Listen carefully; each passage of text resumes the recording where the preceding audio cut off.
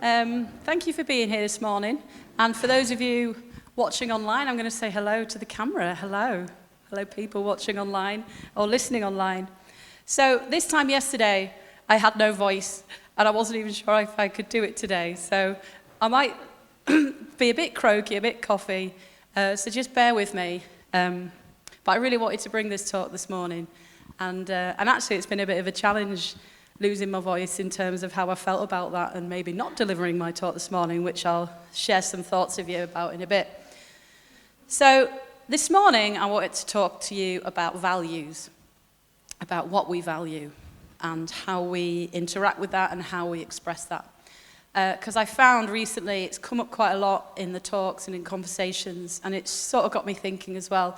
And I found that I've been quite challenged on my values as well, and in interacting with other people within the Q team, you know, how we all have different values and how that kind of plays out.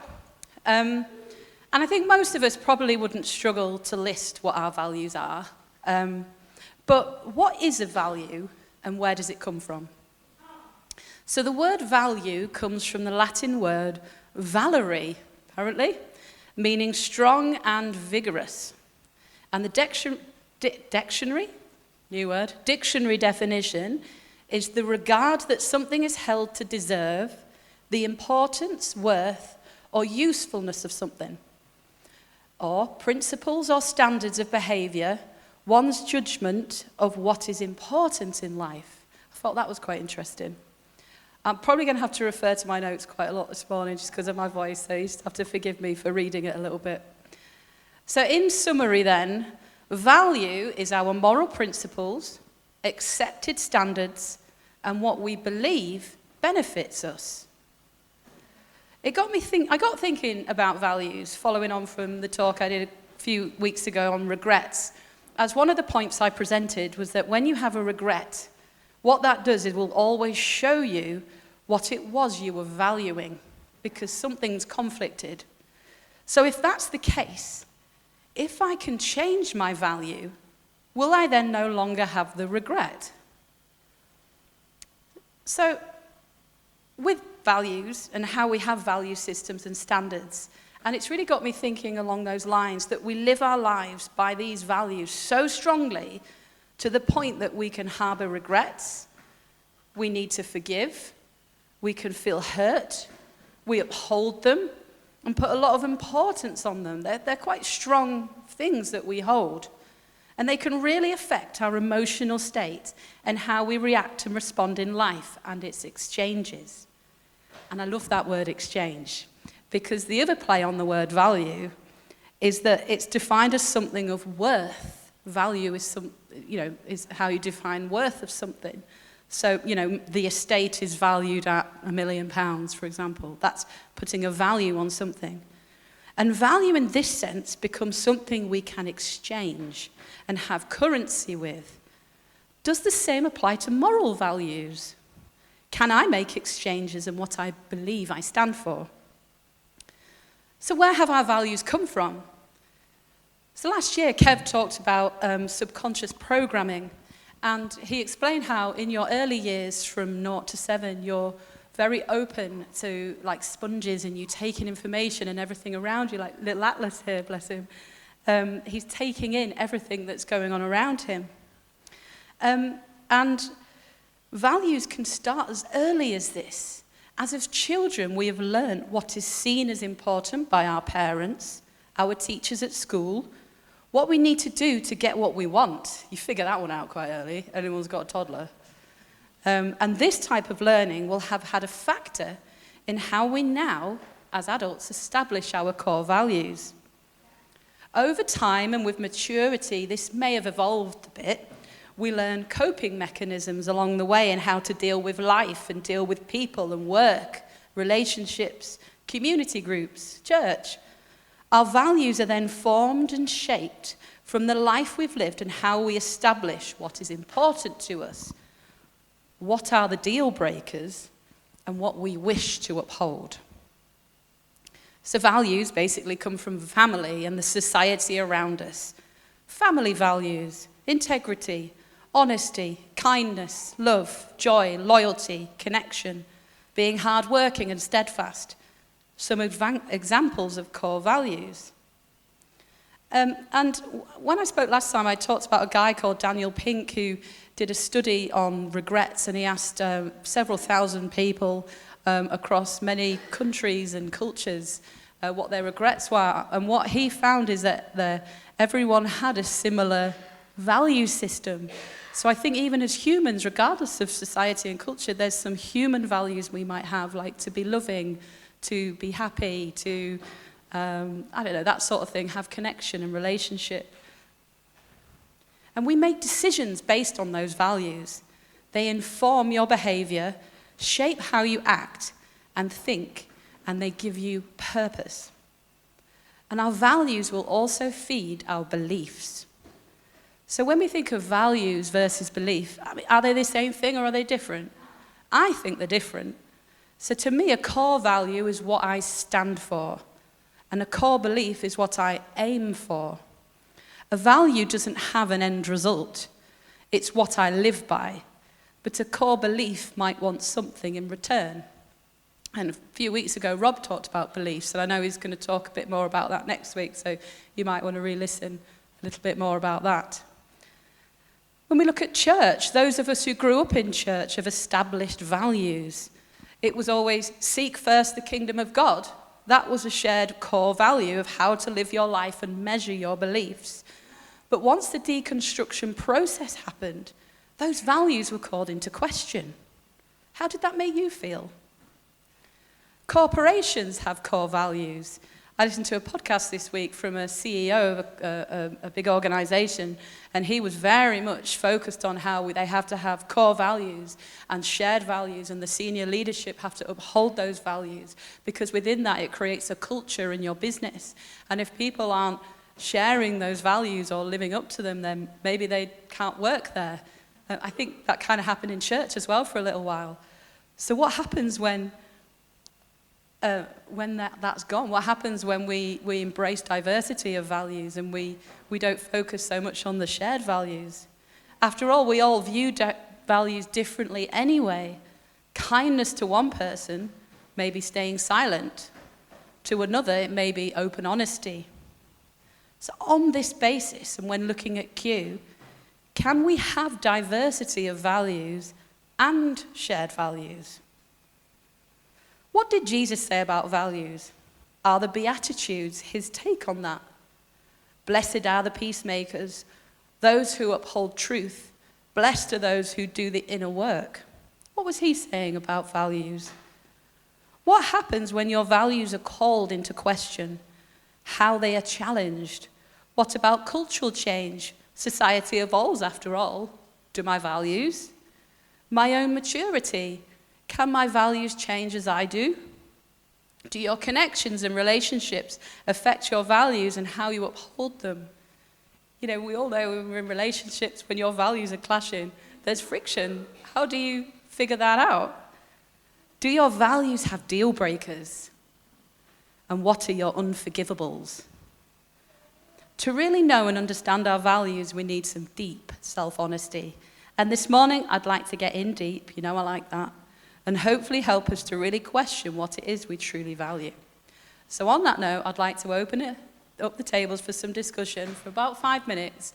And I'd like you to just discuss with each other what you believe your core values are and where have they come from. So we've got about 5 minutes and then we'll continue.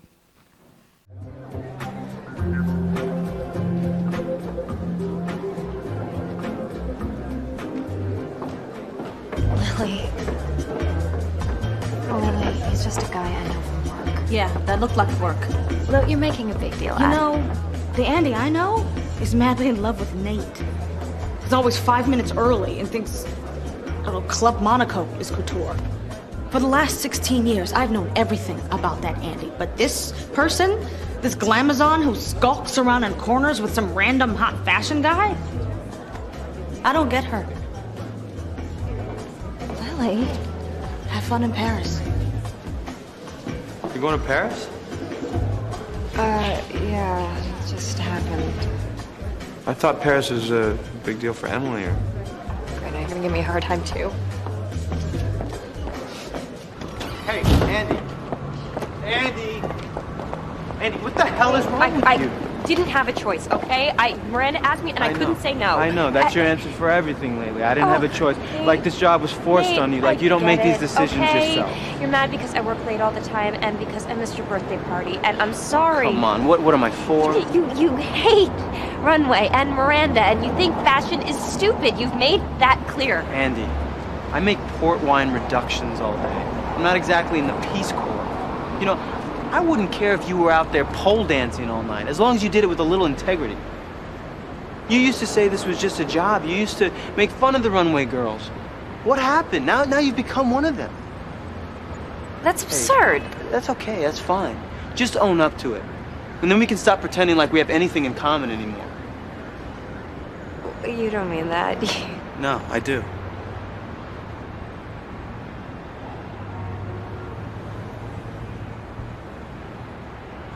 Well, maybe this trip is coming at a good time. Maybe we should take a break.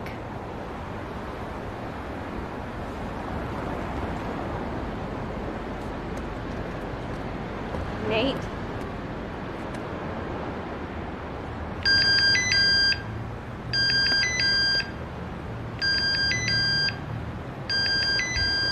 I'm sorry. Just 1 second. You know, in case you were wondering, the person whose calls you always take, that's the relationship you're in. I hope you two are very happy together.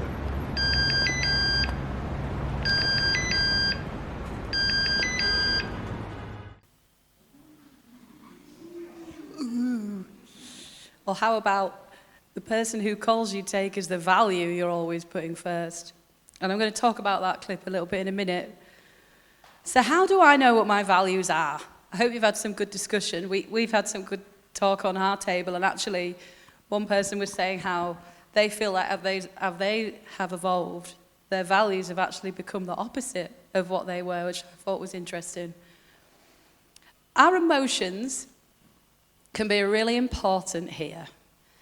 Like I said, a regret shows us what we value because we had a strong emotional response to something.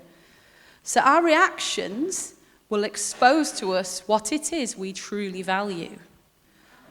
Following on from Danny last week, and those of you who weren't here, he talked about becoming embittered and how anger, it can start with anger, and then if that's not processed or properly, you become bitter. But what is it that sparks the anger? Because anger plays an important role in our lives, and we really shouldn't dismiss it so readily as we do. Anger is often a secondary emotion and is almost always an indicator of something else going on. What makes you angry, irritated, wound up, wounded, will be a strong signpost into what you value and what your value systems are. When you're triggered in that way, it means for you something has been called into question and it's contradicting your value. But what if that value isn't what I thought it was? What if actually we are holding value somewhere else? I'd like to call this into question and question our value systems and ask this. Are you operating in your core value that you may have just been discussing, or your default value? What are the values you want to live by but sometimes struggle to hold? So core values are the things that we've been discussing, and in the most part are how we wish to live our lives by. But are you actually living your life from that core value? Or have you somewhere along the line made some exchanges in your values and are actually living by a default value system? Andrea from The Devil Wears Prada is in a battle of values. She's always believed she'd valued integrity and wanted her journalism to reflect that. But in order to get on the ladder, she takes a job with the magazine Runway, fashion magazine Runway, that causes her to question her values. She has great judgment of those she works with. Her value of her own self-image is questioned. And when it comes to it, stealing a job opportunity from Emily, her fellow assistant, in order to get ahead. Nate, her boyfriend, challenges that. At least be honest. I don't care if you want to be a pole dancer, just own it. Her values have been exchanged for her need to feel accepted and to feel the approval of her boss. She's become almost addicted to feeding that, but all under the guise of, I had no choice. Do we have a choice? So for me, I'll use myself as an example here. I'll be the guinea pig. A core value for me is honesty. But I struggle to hold to this when I sense my honesty will mean I won't be acceptable. As an Enneagram 9, and anyone who doesn't know what the Enneagram is, I really encourage you to look into it. It's really, really fascinating insight onto personality types and help you shape like your growth path and how to evolve as a person. It's really, really good. But as an Enneagram 9, I really value the need to feel accepted. And whilst at my core I value honesty, more times than I'd like to admit, I will exchange it for my need to feel accepted. The trigger point for me as well, my anger point, will be if I feel dismissed or not included. And a practical example of this is my talk this morning. Yesterday I thought I wasn't going to be able to do this. And me losing my voice was a struggle because on the face of it, I can say it's because I've worked really hard and I want to present my work because I value it. I value Q and I want to uphold that which I have said I will do. It seems virtuous, yeah? Seems fair enough. But if I'm actually honest with myself, the truth is I wanted to do the talk because I want to feel accepted. I need that feeling of achievement more because it fills a deeper need. In not doing it, I won't feel the glory of that acceptance. I had to ask myself, was I going to do it this morning, actually? And, maybe my values are at play here, or who knows? So my value of my need for acceptance was the main player here. And another example we had, so this afternoon, me and James and the kids are going away for a week. And we were talking about what food to buy. This is a bit more of a comical one. And so tomorrow we need to have a dinner. And I was like, well, I thought we could have sausage casserole with some vegetables and stuff. And he was like, just get a lasagna that's pre-made and we'll shove it in the oven. And I was like, and I really struggled with that because if I'm honest, I want people to think I'm a good mum and I feed my kids well. And I'm like, but it's full of crap. I don't want to give them that. But it's like, no, it's fine, Claire. Nobody cares. It doesn't matter. You don't have to feed your kids vegetables all the time to feel like a good parent. And my value systems were at play here. But to the point of even the smallest choices, I can get so anxious about. As another value is playing out and I'm making an exchange. Do I want time with my family more? Or do I want to be cooking vegetables on holiday because I value the image of being a good mum more? I mean, who's even going to see it, to be fair? And here's some other examples that you might be able to connect with. I want to live by integrity, but I struggle not to perform and people please as I value needing approval. I want to be curious about my current beliefs that I feel may not all be true, but they help me feel safe in the world, and I don't like the feeling of uncertainty when they are questioned. Do I value truth, or do I value my comfort? I want to speak up for those who are discounted, but I find it hard in group situations as I get intimidated, so I stay silent, even though I think the group is being unkind. Do I value speaking for what I believe is right, or do I value my acceptance more? I want to share my views and my ideas, my art and my creativity, but if I feel they may be criticized, I want to withhold and keep them safe. Do I value my passion, or do I value my need to self-preserve? I want to spend time with people and share myself, but if they don't show up on time, I can feel annoyed. Do you value your time more than you value connection? Why are people late? Do they value their time more than the person they are meeting? Can I sacrifice someone's feelings in order to be honest? In my giving and desire to serve others and meet their needs, I want to be generous in my self-sacrifice and making myself indispensable. Do I value generosity, or am I valuing my need to people please? Am I an approval junkie? Peter in the Bible said to Jesus, "I die for you," but he sold him out. Self-preservation came higher than his honor and his loyalty. Loyalty can appear a great value, but usually, if we're honest, our loyalty is our need for a person, our need for acceptance or approval, to feel I belong. So my point with all this is to help highlight where we can actually exchange our core values for values that have become our default. They can be blind spots for us if we're not careful, as they are subconsciously playing out all the time in our virtuous behaviors and attitudes. But really, your actions will be exposing what your true values are. So it's important to look out for them and recognize and ask, are they a response to your core value or exposing your true value? The biggest indicator of that will be what makes you irritable, anxious, angry, and feel wounded. Does it irritate you when people are late? Do you get annoyed when you feel left out? Do you get angry when your achievements are not appreciated? Do you hate it when people break the rules? Do you get fed up when you feel your hard work has been for nothing? Do you internally rage when your personal space is invaded or your thoughts are questioned? Do you get edgy when you feel you're being controlled or your personal security is in the balance? Do you feel overwhelmed when you have overplanned your week? What has triggered this? What value is at play here? Where have I made the exchange from my core value? What's your currency?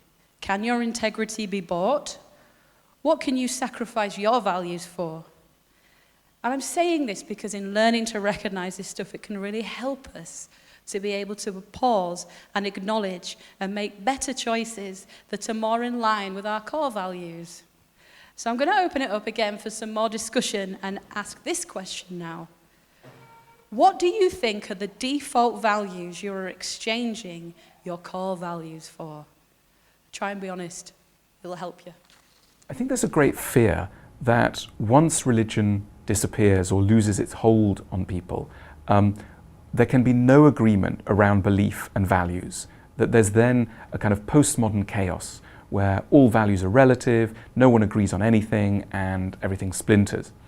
I simply don't think that's true to experience. Of course, there are areas of real ideological debate, but I would say that they are on the outer fringes of the spectrum, that there is an enormous amount that contemporary America, Europe, the contemporary world agrees on. That if you gathered a group of 100 Americans into a room and you said to them, okay, are there things we can rally around? Are there things we can believe in? You would get immense agreement around fairness, justice, kindness, love, value of children, value of education, the environment. You would get at least 10 or 20 commandments, if I can use ironically that word, but I mean it seriously in the sense of a set of values that we can rally around. So we're not short of things we can believe in. What we're short of is methods for making those beliefs stick. We are catastrophically bad at actually activating, bringing into action theories that we all assent to in the quiet of our minds. So in the quiet of our minds, we believe in kindness and generosity and tolerance and all the rest of it. Go outside into the world. Are these values actually active? No. In many places they're not. And so that's what interests me. How can we make the things we do agree on get a grip on our minds at those key moments when we're actually acting in the world? Religion starts from the view that we are torn between good and evil. There is definitely a good core, but it's permanently tempted. And so what the individual needs is a structure which will constantly try and tug a person back towards the best of themselves. Religions do not see that effort of tugging that person as an infringement of liberty. In the modern world, in the secular world, we think if anyone tells me something that I should do, that person is taking away my freedom. That freedom means being able to do anything. The religious view is freedom means being able to do those things which are most in line with the highest vision of ourselves. So in other words, to stop someone injecting heroin and destroying themselves is not a limit to freedom. Now, in the secular world, we're really cut up and slightly confused about this. We sort of think that it might be an infringement of liberty to do this. But as I say, the religious worldview does not believe this. Freedom is about realizing our highest possibilities, and anything that helps us to do that is not a limit to freedom. So when we think about being kind, what religions want to do is remind us of how kind we want to be. When people get married, for example, on the first day of their marriage, they want to be kind. By the 20th year of their marriage, they're snapping at each other. They're not being particularly kind. Why? All sorts of things, residual anger, frustration, etc. Religions remind that couple that they wanted to be kind, not to limit their freedom, but to remind them of their best selves.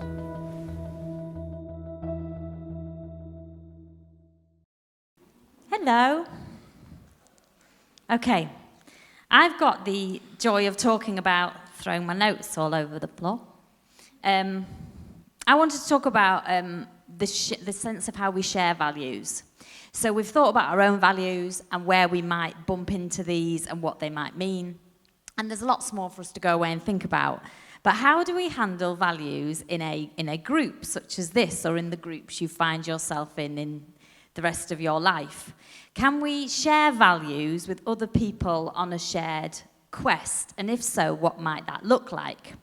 Now, I liked that clip because the shared values of religion can really help create what you could call a worthy cause, under which many people can stand under a set of values because they see that the endeavour is worth their time and worth doing. And a lot of that's around the meaning of life and death. That's often, well, it's intrinsic in any religion story. It's what's life about and what do we do about death. And it's found in other places too, isn't it? If you think of the military and the shared values that they have, things like nationalism, pride, sacrifice, duty, you have to stand under shared values if you're going to go out into the front line and fight in wars and those high-pressure situations. And it's also very synonymous with other professions, nurses, fire services, teachers, all those careers you associate with a life given in service to others. And many charities, this one, and many companies also have things that you would say are really worthy work, whereas Claire said values are identified that everybody is going to share. Now, I'm opting for the word worthy cause because I think it links to the word value, what we see as worth standing for, holding on to, investing in, and not bowing out when the going gets tough. And such values, you could say, I mean, Alan de Botton in that film calls it how you make it stick. So think of it being like glue. Some of this stuff creates the glue for things to stick together enough when it's a group endeavour. Now, I think values works quite differently to me than an appreciation of. If you appreciate something, you might recognise that someone or something has value, and you can give a nod to it and go, yes, that has value. I see that. I can see its merit. But you keep yourself sort of as an observer of it from afar when you appreciate it. Once you say it's one of your values, you have to get up close to it. It gets a seat at your table in life. It gets to converse with you, not in a passing way, but in a way that somehow alters and changes you. It's an active thing, not a passive thing. It sort of sticks to you. So when you move from appreciation of something to really valuing it, it's sort of got under your skin and attached to you. Now, in that clip, he says that chaos can come in society from a lack of shared values. We can probably see that. And he talks about how religion can be seen as an infringement on individual liberty because it can ask us to be more than what we currently are or what the eye sees. It sort of demands something of you that you might think, well, I don't want that to be demanded of me. So I think most of us probably get the idea that religion at its intended, authentic value does help us be more in all the positive ways you would associate with that. And that I don't think it's a difficult argument to convince you of, that we can't all just do and be what seems right to us without any consideration of anyone else. So we'd never be in a group, probably, because society doesn't work. So, does that mean that we might be in chaos here at Q because we value people's individual freedom to the extent that we do, including what we believe about God, and yet we're a church, our approaches to all that? There's a lot of freedom. There's a lot of freedom here. So what creates the glue sufficient enough for us all to stick together? What about your family life, your friendships, your workplaces? How do you get the stuff that sticks you all together without crushing the individuals within that setup? And can we go too far one way or too far the other way in ways that don't work? Now, when you look at the definition of chaos, it's actually linked to the word unpredictability. And I think, well, we've got plenty of that going on, and I don't know about your life, but my life's fairly unpredictable. The world's fairly unpredictable. And life most certainly becomes that when all that matters is individual values, and there's no larger umbrella of shared values to hold people to account to. So it all gets very, very interesting. But I just wanted to remind you of, Joel shared an anecdote in one of his talks recently that I thought was quite brilliant, because he talked about how when you get to a crossroads and the traffic lights has failed, if you were here, do you remember he mentioned that when those traffic lights break, because everybody has a shared value of human life, everybody just starts taking the moment to pause, to nod at one another, to indicate, to say, no, you go next, I'll wait here. And all of a sudden, because everyone values life, even when the thing that's setting the rules for life breaks, because the value is shared, you actually proceed with enough consideration of other people around you. And I think that's got something to say to us again this morning. So if we go back to the question, can we share values on a shared quest? And if so, what does that look like? I wanted to just take a specific, because I think specifics are helpful in applying this stuff, just as I close. One thing we talk about valuing here is community. And we use that word, we really value our community. Now, it is no big secret to some of you in this room that word does not float my boat. I don't like the word community. I also don't like the word well-being or boundaries, so it's not alone. It's because they have connotations for me where I think the word has been misused in ways that are unhelpful, because I think they've all got value. I actually really respect the idea of community, but I think it's a really easy thing to say you have and not an easy thing at all to do. I'll tell you why I mean that. True community is one of the most demanding things you can be part of that goes way beyond socializing. It's not socializing. Scott Peck talks about 4 stages of community in a book called A Different Drum. And very briefly, these are the 4 stages. Pseudo-community is where we pretend we get on and we cover up our differences. Chaos is the next step of a community, the unpredictable bit. We're giving vent to mutual disagreements and differences, and the differences cannot simply be ignored. It is the first genuine step towards building community. And we've got plenty of differences, so we're winning. So, the next step, stage 3, is emptiness, where each of us, ready for this, you have to empty ourselves of those ego-related factors that are preventing entry into community. And some of why Claire and others every week are asking you to think about what's going on with you is because when you can connect to what's going on with you, you can learn, come on, how do I put myself down here enough to be part of something more than me? But I've got to know me to know what I need to put down consciously to be able to connect with others. Now, this is the definition of true community. If this doesn't challenge you, I don't know what does, because it really, got me. Having worked through emptiness, the people in community are in complete empathy with one another.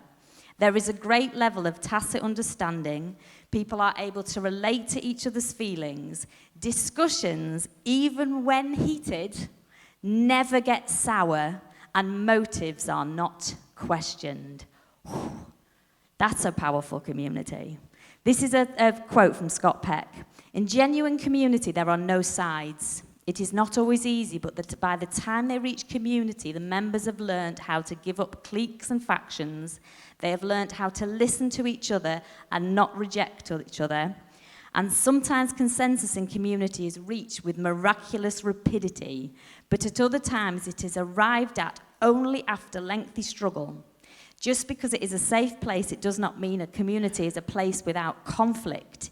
It is, however, this is brilliant, a place where conflict can be resolved without physical or emotional bloodshed and with wisdom as well as grace. A community is a group that can fight gracefully. That's a challenge. So if Q says it values community of this kind, the investment it takes to have true community will mean more of a clash of individual values, differences, and a loss of ego. It means not just a nod to pulling up a chair with one another, but actually pulling up the chair and staying at the table past the point when you want to stay sitting there. Yay, fun! So why should we bother, okay? So let's call it socializing, if that's actually what we mean when we say community, those of you that say it more often than others, and be okay with that and find the appropriate place to put that. Or alternative, let's consider that when we say we value community, what are the words we're actually saying we value? Is it things like safety, belonging, welcome? Are they what we're actually getting at? And let's name them. Let's actually do what Claire's been talking about today and name what they are. And then genuinely having named them, actively look for whether we've got them. Does everyone feel safe? Does everyone feel they belong? Does everyone feel welcome? Because to me, that makes it then solid. It's not lip service saying, yay, we've got a great community here. We've defined what we mean by that. And then we can measure whether we have it. And that's why companies, including the one I work for actually, define values, not so they can use them as a stick, but so they can measure, have we got those? Let's say what they are, let's say what they look like, and we can keep checking if we've got it. We can make sure that that's true, and that's how you get the culture. So to close, a communicated value at Q that we have at the start of every week on the video, in the meantime, while we try and become a true community, because that might be a longer quest.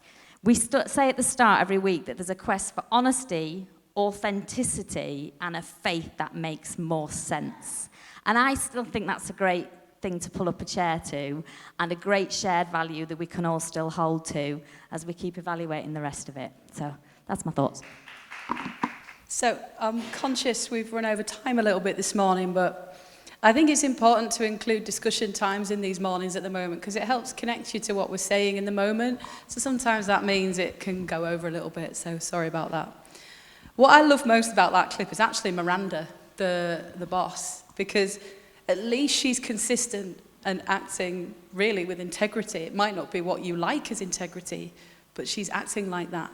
And it's Andrea who's the one who seems to have this constant conflict. And I just want to put a quote up on the screen that I read this week from Eckhart Tolle, who says, "Nothing that is of real value can be lost. Only the false needs to dissolve." I hope this morning has proved a useful tool for you to understand your value systems and how we can exchange or sacrifice or shift our core values for that which we feel serves us. Because that's really the truth of it. Default values are really based in our own need to get ahead or to feel good. What will serve me best? Yet that agenda is never at the forefront. It's always under the guise of telling ourselves that our actions are virtuous and noble in a willingness to get to the truth. Am I willing to face the reality of my virtue in question? And I hold no judgment here at all. This isn't me being mean. We all do it. This is just a part of makes us human. But it's not what we really want to stand for at the heart of the matter. Our core values still matter to us. So this morning is simply a lesson in how to wake up and see the honest truth of our intentions. Not to make us feel bad, but the absolute opposite, to free us. This stuff is the false that needs to dissolve. Andrea had a wake-up moment in the car when she realized she'd become something she didn't want to. So in that moment, she made a choice. She paused and decided not to go with her need of approval, but to make a choice to uphold her core value. Every time we encounter our core values, our value systems, we have that very same opportunity. This week, I've been so much more aware of my actions and decisions, like what happened with me yesterday. I've just been saying, oh, there's one, there's a value, and it's been really helpful, actually, in challenging myself on what's triggering me and what's bothering me. Why I got angry when my work was not up to scratch. Oh my God, on Friday, these eggs I've spent the best part of 2 weeks painting, the varnish failed and they were like awful and I had to go and repaint them. Oh my God, my value systems were triggering all over the place with that. Why I felt irritated by what someone had said to me. Why I feel anxious about what food to cook for my kids. My default value systems were at play and my triggers were simply showing me that. So in all those examples, I simply have or had a choice. That choice is to pause and reflect, not react and sink deeper into my anguish, but to stop and recognize, hey, something else is the narrative here. What is that I want to uphold and hope I can do that? I have a choice to make a bolder move. The problem is, though, sometimes going against our defaults will actually feel pretty uncomfortable first. For Andy to get out of the car and walk away, that was a bold move. For me to say no to someone and risk not feeling accepted, that's a bold move for me. For someone who loves to give, to not give herself to the point of self-sacrifice, that's a bold move. For a perfectionist to embrace their faults, that's a bold move. For communities to challenge each other yet remain on a shared quest, pulling up a chair and staying, it's a bold move. And it's not always going to be easy. And it's about creating boundaries. And for the purpose of Jenny, what I mean by boundary is sometimes saying yes and sometimes saying no. Your boundary will be what you need it to be for your value systems. And the beautiful thing about a boundary, if you think about a wall or a fence, is you can put a gate in it. So you can let what you want in and let what you want out. So it's not an absolute, just for the purposes of that. It's going to serve you and protect your core values. Living like that will feel a lot better in the long run as you've been authentic. There's a lightness in that when we feel like we're upholding what we care about, as we don't carry the heavy burden of need, addiction to approval, the need to get ahead and feel successful, the anguish in your staying silent, the guilt of not being fully present for your family, the uncomfortableness of being in a crowd you don't want to be in. I mean, what has all this got to do with Q and our quest? Because, as Jenny said, asking questions and being curious has to start with you. Our default values expose what we value first of ourselves and then how we're going to outwork that in group settings. So starting with you is the best place to begin in order for change. Waking up to our realities and being open to conscious living is exactly what Jesus wanted us to do in the Beatitudes. You're blessed when you're content with just who you are, no more, no less. That's the moment you become the proud owners of all that can't be bought. You're blessed when you get your inside world, your heart and mind put right. Then you can see in the outside world. It's about finding that radical self-understanding and acceptance so we can close the gap between the idealized self and the real self. If we don't learn to acknowledge and identify our true selves, then we may never get away from them. If we don't get frustrated with them, we will never fully disconnect with them. And if we don't learn to live in the uncomfortable stuff, how will we ever change and evolve? We have to constantly evaluate our values, core and default. You have to know when you're going to hold to them and when you need to let go. your boundary. Giving language and identity to this stuff robs it of its power over you, as you can take power over it. Own your stuff, own your reality, and then consciously learn to make different choices and create boundaries to uphold those core values. Let them evolve as you evolve and not get stuck in old patterns that no longer serve you. It's about progress, not perfection. Learning to continually change and become, in all of it, remaining loyal to staying awake and conscious of all of me. That's the core value worth living for. I hope you enjoyed this morning. I'm going to wrap up there.